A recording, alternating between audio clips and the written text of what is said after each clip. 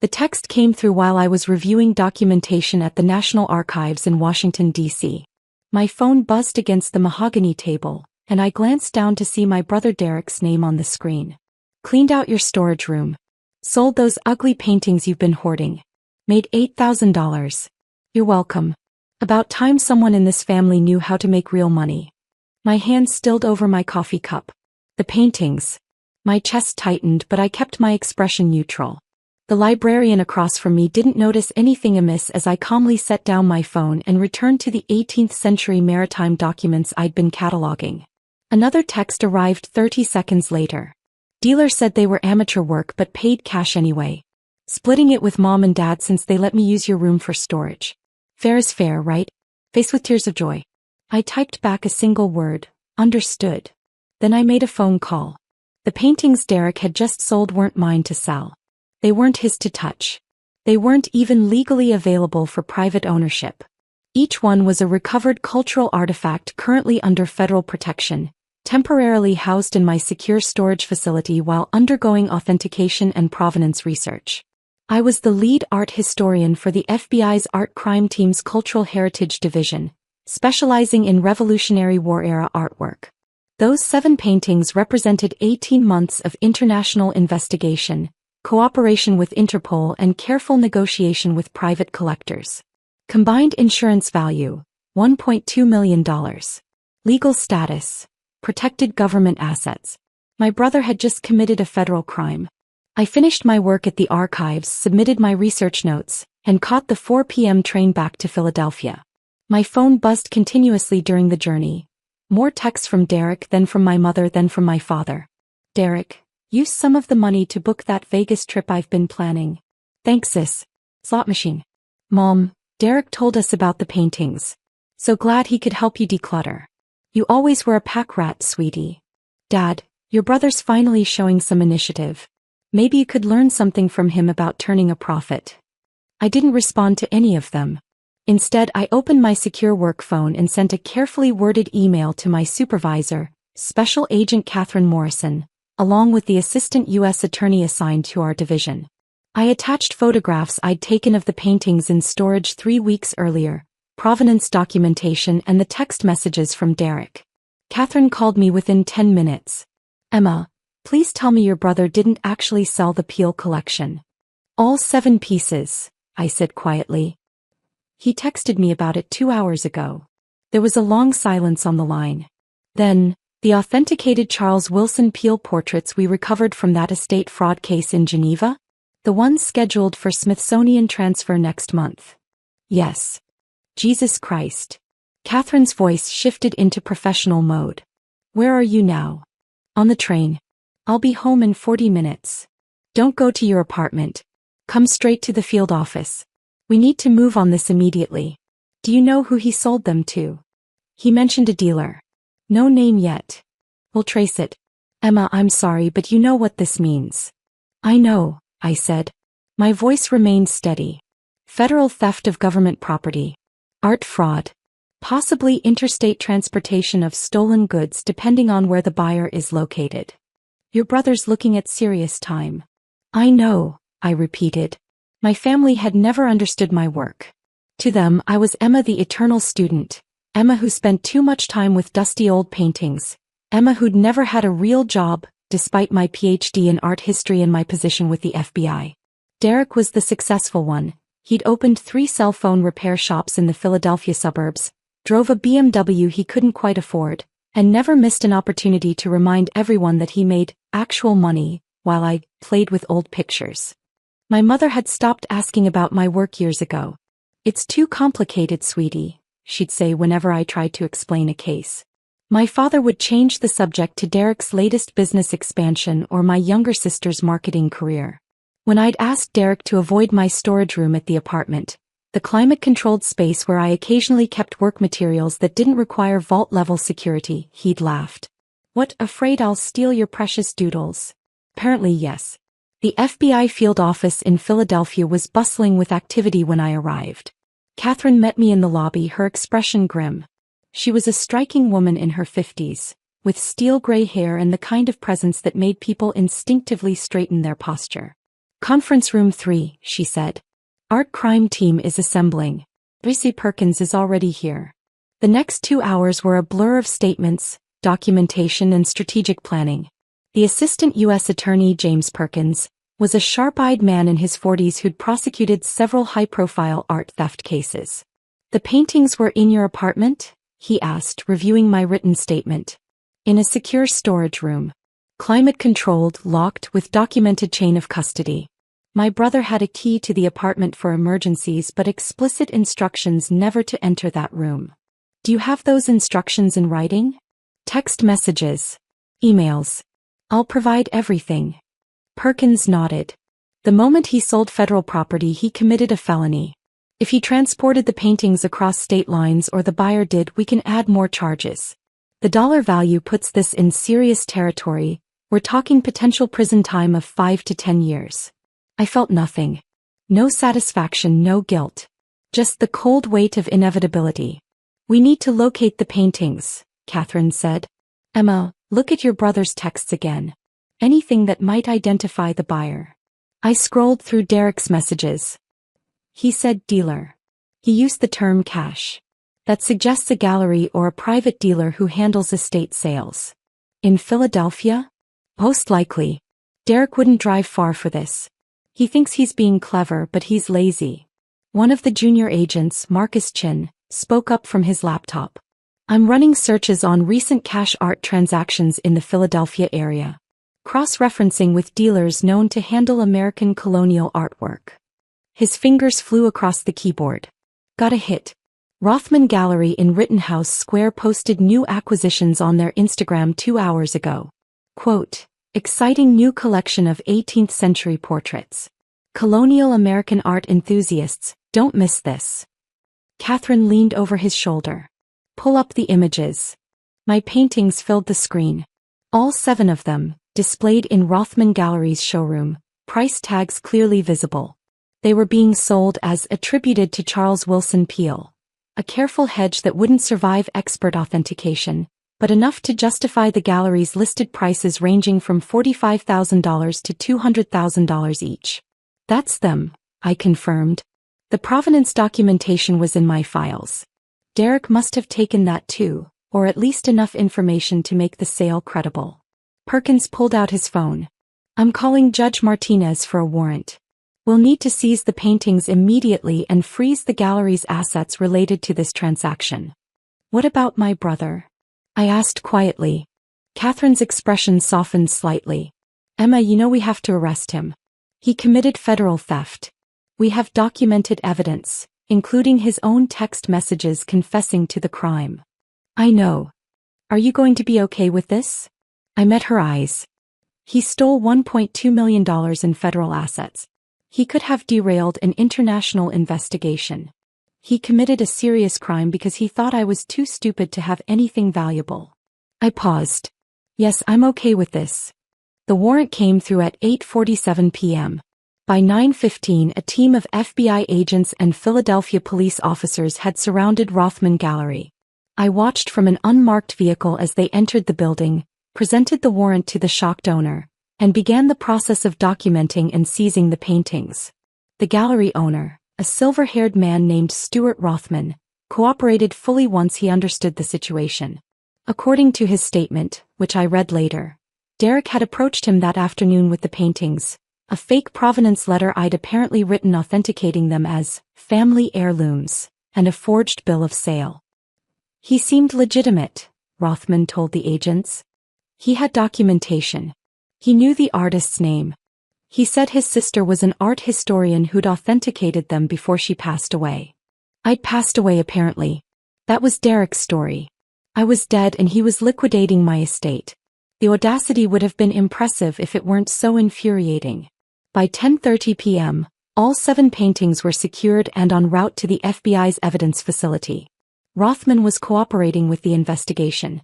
He'd been defrauded too, after all, and was desperate to avoid being charged as an accomplice. He provided copies of all documentation Derek had given him, including my forged signature on multiple documents. That's document forgery, Perkins noted. Add it to the list. Catherine turned to me. We're moving on your brother tonight. Do you want to be there? I considered. No. But I want to be available when he inevitably calls me asking for help. He's going to blame you. I know. The arrest team left the field office at 11 p.m. I went home to my apartment, the one Derek had invaded, the one where he'd stolen federal property worth more than $1 million, and waited. The call came at 11:47 p.m. Emma. Derek's voice was panicked, shrill. Emma, the FBI is here. They're saying I stole paintings. They're arresting me. You need to tell them this is a mistake. I sat on my couch, looking at the empty storage room where 7 irreplaceable artifacts had been carefully preserved until my brother decided they were junk. Derek, I said calmly. Those paintings were federal property. Protected government assets under FBI custody. I'm the lead art historian for the FBI art crime team. Those pieces were part of an ongoing international investigation. Silence.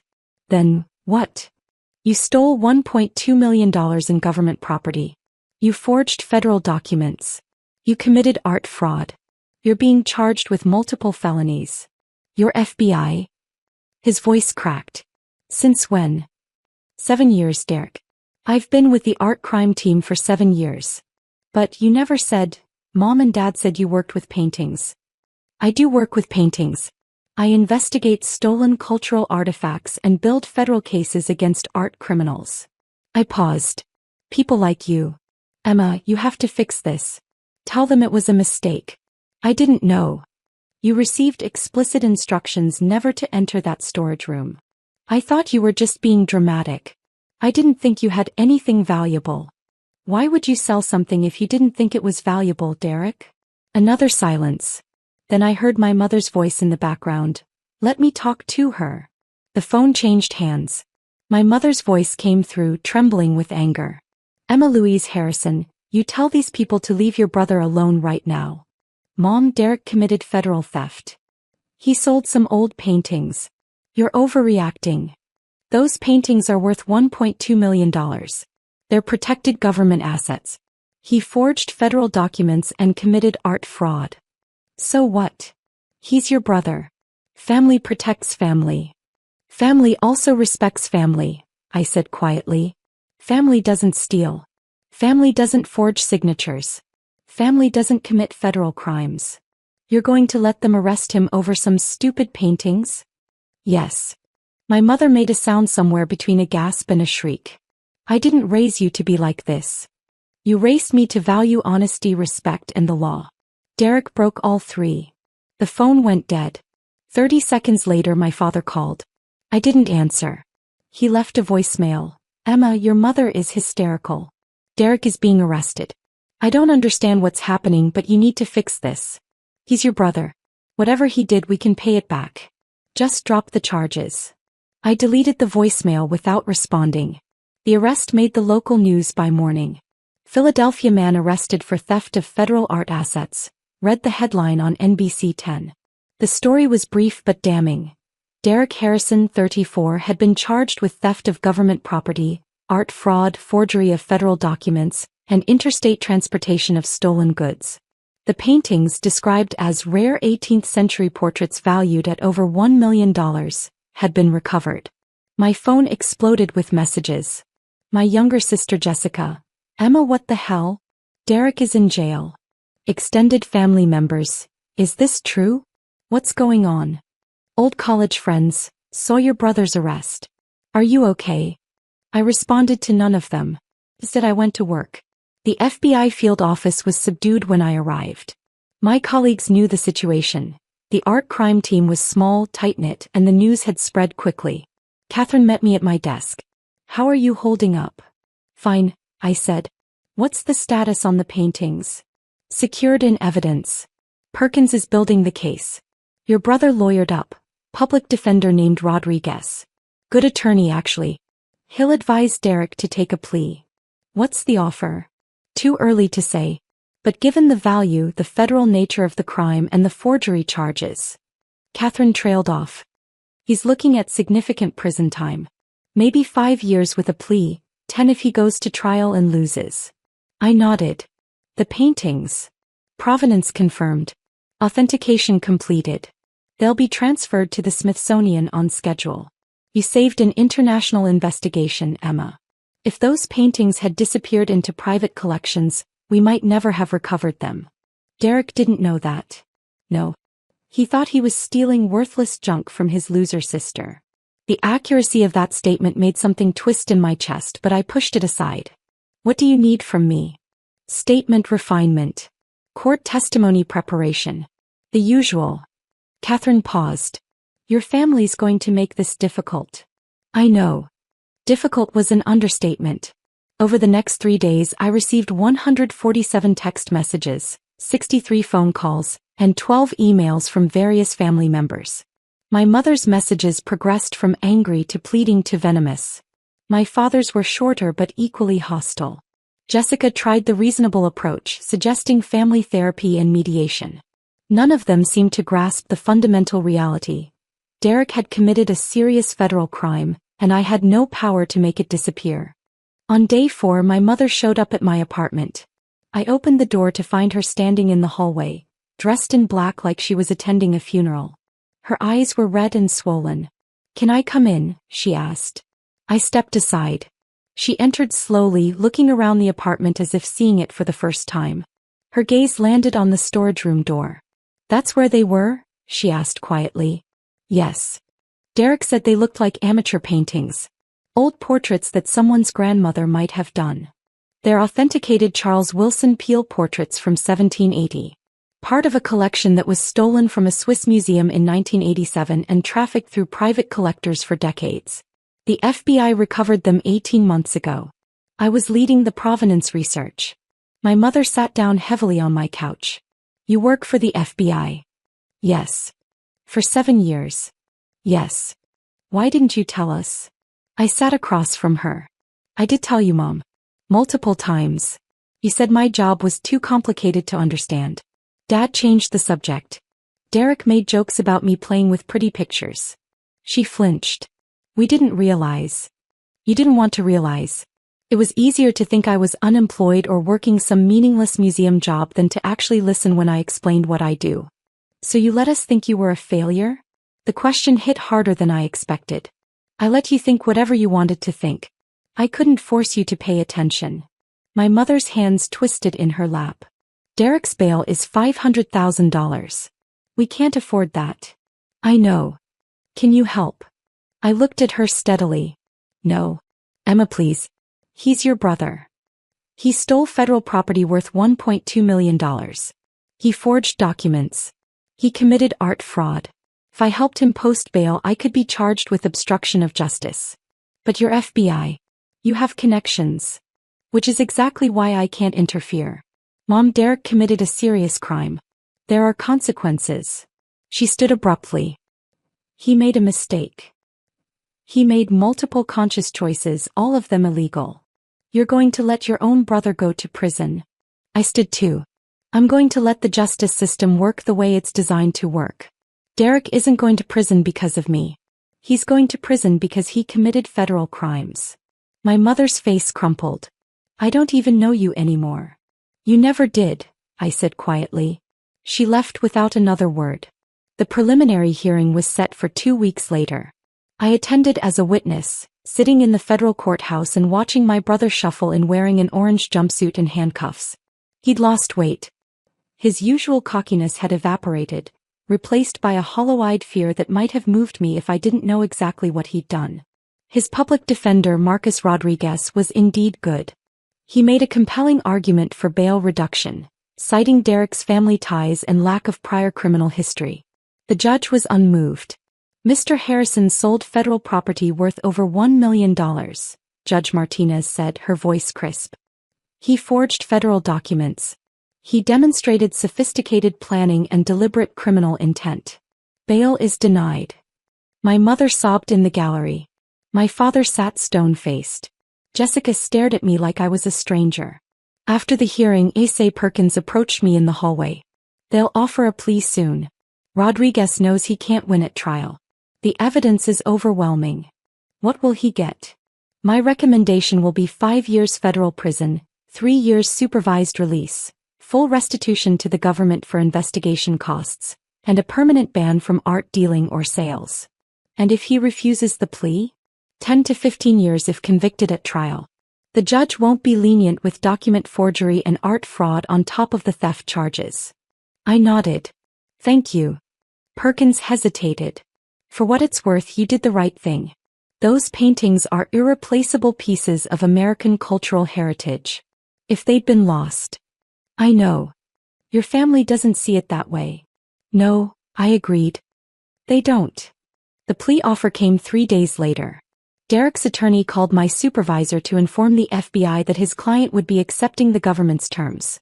5 years in federal prison, 3 years supervised release, $87,000 in restitution for investigation and recovery costs, and a lifetime ban from art-related commerce.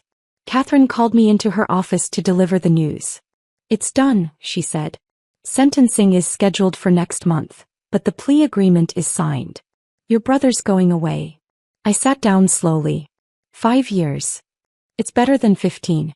Rodriguez did right by him. She paused. How do you feel? I don't know, I admitted. I keep thinking about when we were kids. Derek was always the charming one, the one who could talk his way out of anything.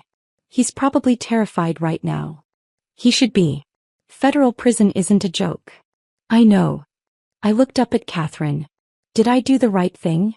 Emma, you reported a federal crime. You protected government assets worth over $1 million. You maintained the integrity of an international investigation. Yes, you did the right thing. It doesn't feel right. Because he's your brother. But Emma, if you'd covered for him, you'd have been complicit. You'd have destroyed your career and probably faced charges yourself. And those paintings, those irreplaceable pieces of history, might have been lost forever. He was right. Intellectually, I knew she was right. But emotionally, the weight of what I'd set in motion was crushing. The 7 Peale portraits were transferred to the Smithsonian Institution 3 weeks later. I attended the ceremony as part of the FBI art crime team. The museum's director of American art gave a speech about cultural preservation and the importance of law enforcement cooperation in recovering stolen artifacts. These portraits represent not just artistic achievement, she said, but a tangible connection to America's founding era. They were lost for decades, trafficked illegally, nearly lost forever. Thanks to the dedication of the FBI's art crime team, they've been recovered and will now be preserved and studied for future generations. Catherine nudged me gently. That's your work she's talking about. I watched as the paintings were carefully unveiled. 7 faces from 1780, preserved despite decades of theft and trafficking, now safe in a museum where scholars and visitors could appreciate them. Derek had called them junk. He'd sold them for $8,000. He'd forged my signature and told the gallery I was dead. Worth it. Catherine whispered. I thought about my brother in a federal prison cell. I thought about my mother's sobs in the courtroom. I thought about my family's texts calling me a traitor, a monster, someone who valued paintings over blood. Then I looked at the portraits. 7 faces that had survived 2 centuries, speaking across time, preserved for everyone who came after us. Yes, I said quietly. Worth it. Derek's sentencing hearing was brief. Judge Martinez accepted the plea agreement, noted the seriousness of the crimes and emphasized the importance of protecting cultural heritage. Derek stood silently as she pronounced sentence. 5 years in federal prison, 3 years supervised release, $87,000 restitution, lifetime ban from art commerce. My parents attended. Jessica attended. I stayed at work. That evening Jessica called me. You weren't there, she said. No. Mom wanted you there. I'm sure she did. A long silence. Then, Emma, I've been reading about those paintings. The ones Derek sold. Oh. They're really important. Like historically significant. Museums and scholars have been searching for them for decades. Yes, I said. They are. Derek could have destroyed something irreplaceable. Yes, I said again. He could have. Another pause. I didn't understand. None of us did. We thought you were just being vindictive. But you were protecting something bigger than family drama, weren't you? My throat tightened. I was doing my job, Jessica. That's all. No, she said softly. You were doing the right thing even though it cost you everything. That's different. After we hung up, I sat in my apartment, The one Derek had violated, the one where he'd stolen pieces of American history because he thought I was too pathetic to own anything valuable, and let myself cry. Not for Derek. Not really. But for the family we'd never quite been, for the respect I'd never quite earned, for the version of us that might have existed if they'd ever bothered to see who I actually was. 6 months later, I stood in the Smithsonian's American Art Wing, looking at 7 portraits by Charles Willson Peale, dated 1780, recently recovered after 37 years missing. The placard credited the FBI Art Crime Team's Cultural Heritage Division. My name was on that placard. Dr. Emma Harrison, lead art historian. Visitors walked past, pausing to read about the painting's incredible journey from theft to recovery. They had no idea what it had cost. They didn't know about the brother in federal prison, the parents who'd stopped speaking to me, the family gatherings I'd never attend again. But they could see the paintings. Students could study them. Scholars could research them. Future generations could connect with faces from 1780, preserved despite everything. Catherine found me standing there. Still worth it, she asked. I looked at the portraits. 7 faces that Derek had called junk, that he'd sold for less than 1% of their value, that he'd nearly lost forever. Yes, I said. Still worth it. My phone buzzed. A text from an unknown number. This is Derek. I have limited phone access. I'm sorry. I understand now what I did. I'm sorry for everything. I looked at the message for a long time. Then I typed back, I know. Good luck, Derek. I didn't delete his number. But I didn't save it either. Some bridges burn. Some families break. Some choices cost everything. But 7 portraits from 1780 hung in the Smithsonian, preserved for all time, and I'd helped make that possible. It was enough. It had to be enough.